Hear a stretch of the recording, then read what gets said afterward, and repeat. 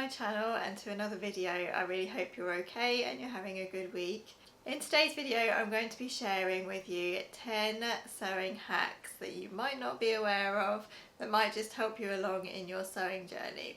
So if you are new to my channel is all about sewing. I share lots of sewing videos, sew-alongs, fabric hauls, what I've been making and things like that. If you're into sewing and making as well, I'd love you to consider subscribing, and please don't forget to click the notification bell so that you don't miss out on any future videos. Just in case you're interested in what I'm wearing today, I know I keep forgetting to share what I'm wearing, but today I have remembered that I'm wearing my toaster sweater, which is made from a really nice drapey meat milk Lima knit fabric. To be honest, I'm still not quite sure about this make. I haven't worn it that much since I made it. It's really comfy and cozy, but I know there are a couple of things in this sweater that I'm not quite happy with, namely the cuffs. I think when I made it I put the cuffs on the wrong way around, so I'm kind of aware that they're not quite right, and I keep meaning to take these ones off actually and just put some normal cuffs on, but I haven't done it yet.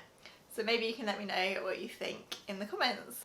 But anyway, I thought I would wear it today and see how I feel in it, and it is really super soft and cozy. It's just a bit of a shame that I don't feel like it's quite right, but maybe I can change it and make it better, who knows. But anyway, without further ado, let's get into these sewing hacks. So my first sewing hack is something a little bit strange, but it's something that I found out recently and my mind was a little bit blown. And that is that you can use these things here, hair straighteners, for getting into all those little nooks and crannies in dresses that you can't quite press with the iron. So namely things like pressing in between buttons on a shirt dress. I tried this out ironing my Darling Ranges dress in between the buttons, and I have to say it worked really nicely. So I'm not quite sure if it would work for everything, but I think if you've got a really annoying little area on your dress or something that you're pressing, or a shirt maybe, then hair straighteners might just be the answer. Of course not everyone uses hair straighteners, so this one might not be relevant to you. Hair straighteners have been a big part of my life for many years now, so I was really thrilled that I could use them as part of my sewing life as well as my hair life. Hack number 2 is a really clever way of marking darts when you're cutting out your pattern pieces and making all your pattern markings onto your fabric. So in the past I've always marked darts by snipping 2 little snips at the end points of the darts and then making a little dot where the point of the dart meets, and I would then join up the lines and make a nice triangle with my chalk pen. But recently I found out an even easier way of marking darts, and that is that if you don't mind cutting into your pattern paper piece, you can actually cut along one of the lines of the dart. You then just need to fold your triangle of your darts back, place it down onto your fabric, and you can then mark the exact triangle of your dart with your chalk pen. This is such a super quick and easy way of marking darts, and to be honest I can't work out why no one has shared this sooner. It's such a clever way of marking a dart. You don't even need to move your pattern piece around. It's really quick and easy and simple to do, as long as of course you don't mind cutting into your paper pattern piece. Hack number 3 is something that possibly only I do, maybe other people do it as well, I don't know, but I tend to only sew seams with either white or black thread.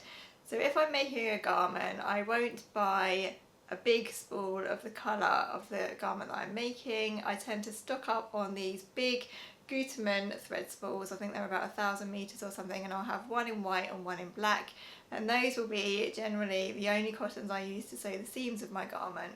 And then if I'm sewing something that needs top stitching or buttonholes or something, I will buy the smallest thread spool in that colour, and I'll just simply top stitch or do my buttonholes in the colour of the garment only. And I think that saves some money in the long run because I am able to stock up on these big spools of thread and use them up, and I don't need to be buying thread in every single colour of the rainbow for all the different garments that I'm making, colours that I might never use again.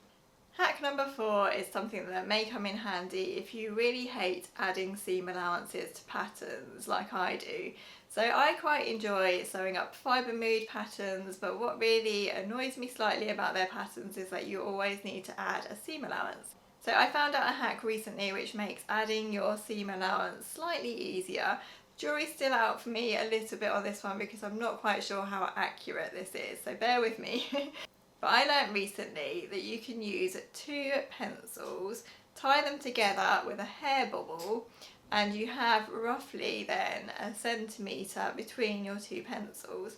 You can then use your two pencils tied together, and you can then draw around the outline of your pattern, and the outside pencil will give you a 1 centimetre approximate seam allowance. Now obviously this one is going to take a little bit of fiddling around to make sure you get your seam allowance right, but I thought it was a really clever hack to try, especially if, as I say, like me, you hate adding seam allowances to patterns. It was something really clever and a bit nifty that I thought I'd share with you in case it was useful. My next hack is a good one if, like me, you're really terrible at threading needles. So I learned recently that if you spray the end of your thread just really slightly with a little bit of hairspray, it will just firm up your cotton enough that you can really easily poke it through the eye of your needle and have a very quickly threaded needle. I thought that was ingenious, and I really wanted to share that with you too. My next hack is something for cleaning your sewing machines. So I'm really bad at keeping my sewing machine and my overlocker clean. I actually tend to keep an old toothbrush in my sewing box so that I can go over my overlocker and my sewing machine with my toothbrush now and again, but it is quite hard to get the toothbrush into all the little nooks and crannies of the sewing machine and the overlocker. So recently I saw a hack online involving a drinking straw and a pipe cleaner. So what you do is you just bend your pipe cleaner in half, you poke it into your drinking straw. I actually have a silicone drinking straw here, which I think is a little bit more bendy than perhaps would be helpful. I think this would be really good if you had a metal drinking straw to hand, because it would be really sturdy. But basically you poke your end of your pipe cleaner into your drinking straw, and then you can quite easily clean your machine in all the nooks and crannies and all the little areas that get so dusty. With your pipe cleaner you can bend it around, you can make it thinner, you can make it thicker, and you can poke all of that fluff out and get your machine nice and clean.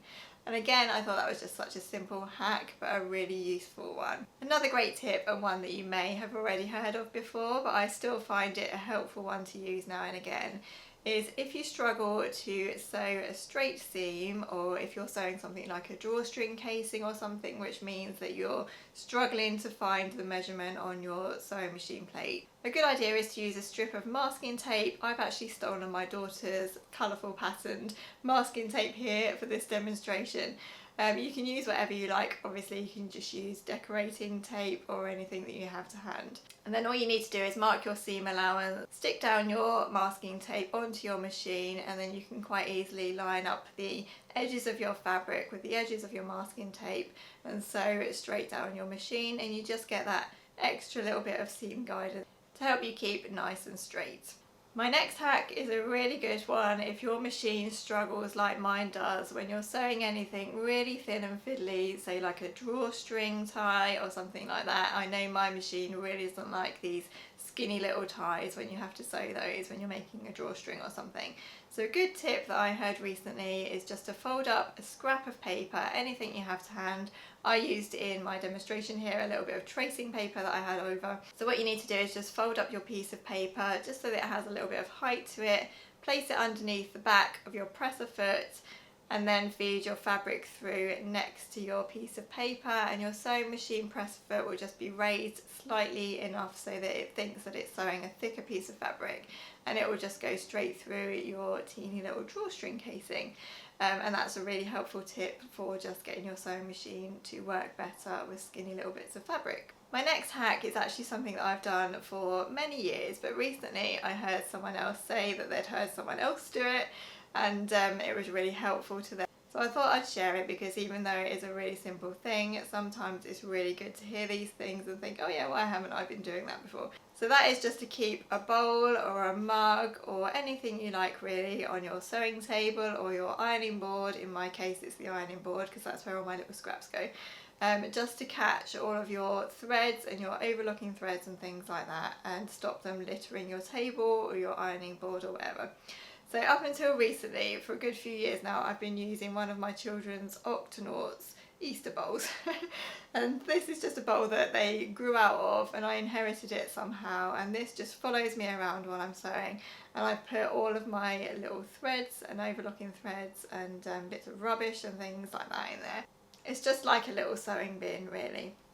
But recently I thought I would have a little upgrade, and I'm now using this pretty little dish for my scraps and things that I need to throw away. So this might not be new to you, but I thought I'd share it anyway. I know recently Kath from Made by Kath Craft shared that she had a lovely new sewing mug that she was going to put all of her bits of rubbish and threads and things in.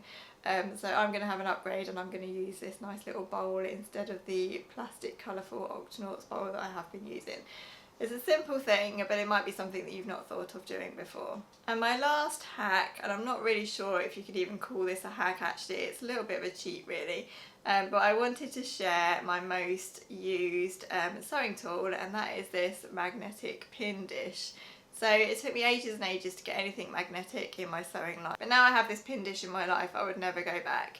So this is so useful, obviously, for gathering up all of your pins and things, but I also find it really helpful for keeping my little scissors to hand, because I don't know about anyone else, but my little scissors tend to go walkabout all the time when I'm sewing. I can never find them anywhere.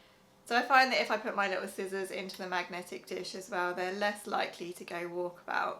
And for me, this is just so useful because I drop pins all the time, all over the floor, and I sew in our dining room area, which is obviously well used by my children and my dog and everyone else. So I really worry sometimes about people stepping on pins that I've missed and things like that. So it's really nice after you finish sewing just to sort of run your dish over the floor, over the table or whatever, and know that any pins or anything like that that's been dropped will be picked up by this dish. So I thought I'd recommend it just in case you have any doubts in your life about buying a magnetic pin dish. If you don't want to invest in a pin dish and you have some old magnets laying around, you could actually just glue some magnets onto the bottom of a pretty normal dish, or even a dining dish or something like that. And yeah, I think you won't regret it if you do try that. And I think you'll find it just as useful as I do. So that brings me to the end of my 10 sewing hacks video. I hope you've enjoyed it today. I know it's something a little bit different. Some of the hacks maybe you've heard of, and some of them maybe you already do, but hopefully there might be something in there that's new to you and something that you want to try.